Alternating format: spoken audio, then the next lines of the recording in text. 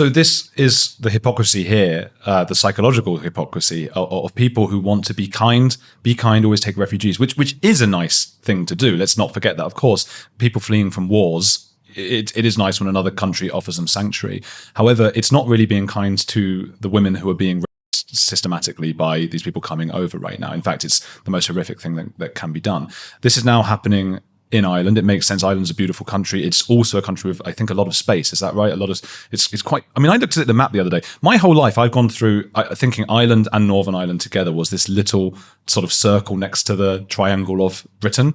And I came to realize that when you get to sort of Belfast, you're up at the northern end of England. And if you're at the southern end of Ireland, it's basically, I mean, it's not as big as England, is it? But it's not that much smaller for land, but much smaller for population. Yeah, I mean, Ireland is one of the least densely populated countries in Europe. It's also one of the few countries where its population is drastically lower today than it was in the mid-19th century. Wow. Before the famine, there were around 8 million people in Ireland. There's currently 5. Wow. And that's been slowly ticking up from it collapsed to about 2 million people 20 or 30 years ago. So it's not so much an issue of space necessarily in terms of green belt land that could be built on. It's more that the migrants the migrants that come in, they tend to sort of be concentrated in cities, in towns, in places where you can radically alter a demographic of, say, a town of 5,000 in Roscrea, where I've spent some time now. 1,000 of those are migrants. And so that's 20% increase in a couple of years of many people who don't speak English very well are going to find it very difficult to assimilate into that community. And so it's we think about these things in terms of a national picture, but how it actually manifests to the person on the ground who's living with it is much more local. And so you've had some villages that have been completely transformed, where their population has doubled as a result of migrants. And then you have some of the maybe more well-heeled parts of Dublin, which have until very recently gotten away unscathed. And that's why I think you have often a different picture emerging of how people view the situation across the country. That's interesting about the nicer places of Dublin, or the posher places suddenly starting to be affected by this, because there's that, I suppose it's a myth that, like Les Mis, it's always the working classes who rise up, and it tends to actually be the middle classes. When the middle classes are bothered by something, when suddenly their child can't go to the school that they wanted to because of something or other, that's when political change starts to take place. And I suppose, would you say that's coincided, it's finally affected those people, and that's coincided with this being brought to wider attention, the issue in Ireland? Yes, I think a few things happened.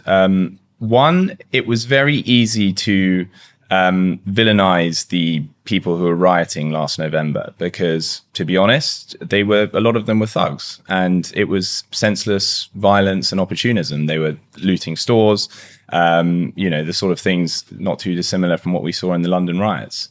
But then you started to see rural protests of grannies, mums, daughters, community people that were really didn't have a political bone in their body, suddenly becoming very politicized on this one issue. And, I was part of a press gang that went to speak to those people, and it was very difficult to see any far right or, people with nefarious beliefs about, migrants and things like that. It was just locals concerned about their community and the fabric of their society was changing so fast. So I think that was a real turning point in March, when you saw some of those more rural protests come to the fore. And then in December of last year, the government ran out of accommodation. And so they had to start presenting the migrants that they'd invited in such great numbers with tents and sleeping bags, and say, sorry, but we haven't got anywhere to house you.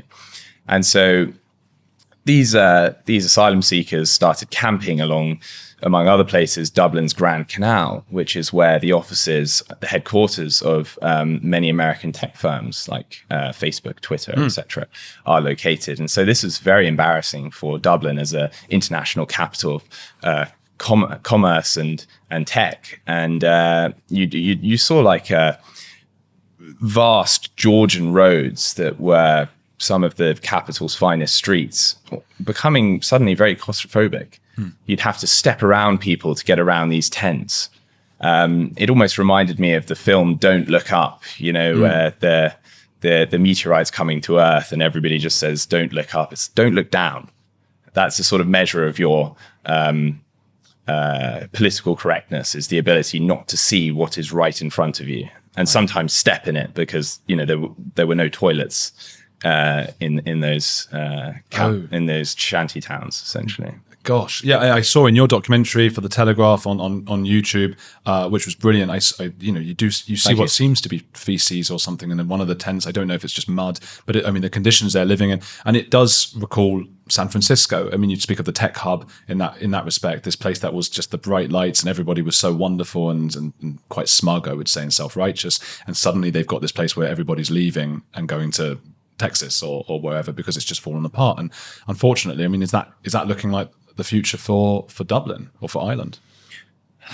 I don't think they have a Texas, so they're stuck with the country. Well, Texas is the Texas. Maybe they, there's a lot of Irish immigration to America. That's true. And if you speak to young Irish people, they'll be going to Australia or the Arab Emirates because housing is so expensive in Ireland, and they get paid a lot more when they go there. I think that migration is a kind of nexus issue. It unites all of the other issues in terms of, schools availability, hospitals, property the rental market, labor, wage prices. And so I think that's going to just keep the pressure on all of those factors that are already making Ireland a sort of emigrant country as well.